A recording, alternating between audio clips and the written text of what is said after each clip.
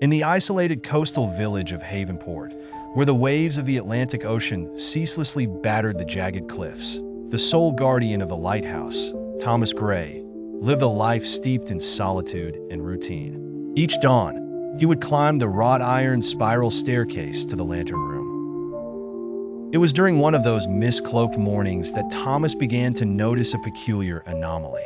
As he leafed through the yellowed pages of his journal, a record he had faithfully maintained for over a decade, he stumbled upon entries he could not recall penning. Even more unsettling, these entries described events that, to his knowledge, had yet to transpire. Initially, Thomas dismissed it as the workings of an overtaxed mind, a concoction of isolation and the relentless monotony of his duties likely toying with his memory. However, as the days stretched into weeks, each unremembered entry began to unravel with eerie precision. A haunting prediction of a local fisherman's rescue at sea came true, followed by the ominous storm that battered the village exactly as described.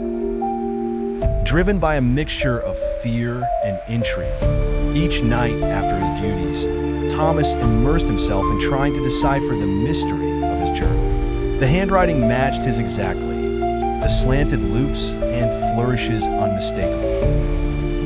He began to inquire discreetly among the villagers, notably consulting Captain Riley, an elder mariner with a reputation for knowing the whispers of the sea. "The mind and the sea are alike, Thomas," Riley mused cryptically.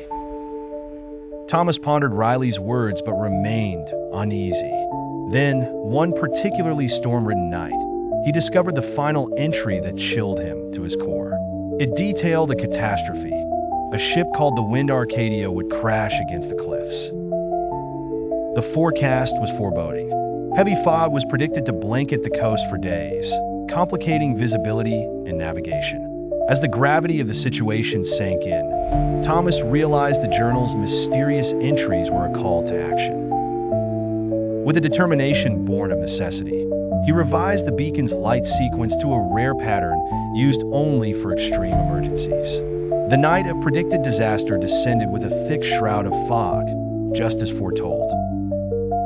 The usual lantern room luminescence was joined by anxious anticipation and Thomas's silent prayers. Minutes felt like hours as he peered through the fog-bound night, listening for the faintest sound of distress. Finally, the foghorn pierced the silence, a desperate call from the Wind Arcadia. Using his expert knowledge of the tides and geography, Thomas guided the ship away from the dangerous path described in the journal and toward safety.